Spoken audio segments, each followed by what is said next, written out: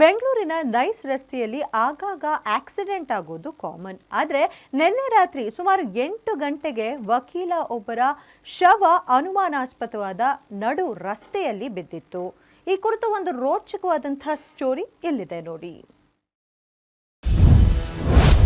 Nice ರಸ್ತೆಯಲ್ಲಿ ಅನುಮಾನಾಸ್ಪದ ಶವ ಪತ್ತೆ. ಕಾರ್ ಟಚ್ ಆಗಿದ್ದಕ್ಕೆ ನಡೆದ ಡೆಡ್ಲಿ ಮರ್ಡರ್.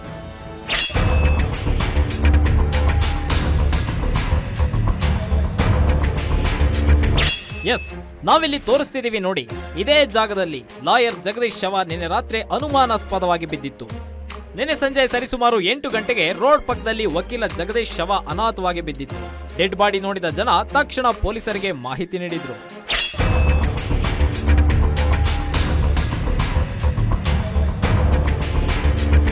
ಕಾರ್ನಿಂದ ಸುಮಾರು 150 ಮೀಟರ್ ದೂರದಲ್ಲಿ ಶವ ಪತ್ತೆಯಾಗಿತ್ತು. ಯಾರೋ ವಕೀಲ ಜಗದೀಶ್ರನ್ನ ಕೊಲೆ ಮಾಡಿ ಶವವನ್ನ ಇಲ್ಲಿ ತಂದು ಬಿಸಾಡಿದ್ದಾರೆ. ವೈಯಕ್ತಿಕ ದ್ವೇಷಕ್ಕೆ ಜಗದೀಶ್ ಮರ್ಡರ್ ಆಯ್ತಾ ಅನ್ನೋ ಅನುಮಾನ ಕೂಡ ಕಾಡ್ತಾ ಇದೆ. ಪ್ರಾಥಮಿಕ ತನಿಖೆಯಲ್ಲಿ ಹೈವೇ ಪಕ್ಕ ವೆಹಿಕಲ್ ನಿಂತಿತ್ತು. ದೇಹದಲ್ಲಿ ಯಾವುದೇ ಶಾರ್ಪ್ ವೆಪನ್ ಅಸಲ್ಟ್ ಕಂಡು ಬಂದಿಲ್ಲ. ಕಾರ್ನಲ್ಲಿ 2 ಸೈಡ್ ಡೆಂಟ್ ಮಾರ್ಕ್ಸ್ ಇದೆ ಎಂದು ಪಶ್ಚಿಮ ವಲಯ ಹೆಚ್ಚುವರಿ ಪೊಲೀಸ್ ಆಯುಕ್ತ ವಿಕಾಸ್ ಕುಮಾರ್ ಹೇಳಿದ್ದಾರೆ. ಹೈವೇ ಪಕ್ಕದಲ್ಲಿ ವೆಹಿಕಲ್ ಅಲ್ಲಿ ನಿಂತಿತ್ತು. ವೆಹಿಕಲ್ ಆವಾಗ ಇಗ್ನಿಷನ್ ಅಲ್ಲೇ ಇತ್ತು. ಪಾರ್ಕಿಂಗ್ ಲೈಟ್ ಕೂಡ ಆನ್ ಇತ್ತು.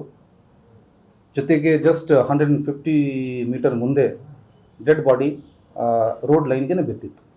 ಅದು ಇನಿಷಿಯಲ್ ನಮಗೆ ಇನ್ಫಾರ್ಮೇಶನ್, ಇನಿಷಿಯಲ್ ಸಿಚುವೇಶನ್ ಹೆಂಗೆ ನಮಗೆ. ಇನ್ನು ಪೊಲೀಸರು ತನಿಖೆಯನ್ನು ಮುಂದುವರೆಸಿದ್ದು, ಡಿಸಿಪಿ ಗಿರೀಶ್ ನೇತೃತ್ವದಲ್ಲಿ ಪ್ರತ್ಯೇಕ ತನಿಖಾ ತಂಡವನ್ನು ಕೂಡ ರಚಿಸಲಾಗಿದೆ. ಒಟ್ನಲ್ಲಿ ಪರಪ್ಪನ ಅಗ್ರಹಾರ ಜೈಲಿನಿಂದ ಕ್ಲೈಂಟ್ ಮೀಟ್ ಮಾಡಿಕೊಂಡು ವಾಪಸ್ ಬರ್ತಿದ್ದ ವಕೀಲ ಜಗದೀಶ್ ಸಾವಿನ ರಹಸ್ಯ ತನಿಖೆಯಿಂದಲೇ ಹೊರಬರಬೇಕಿದೆ. Netravati Doddamani, crime bureau, guarantee news.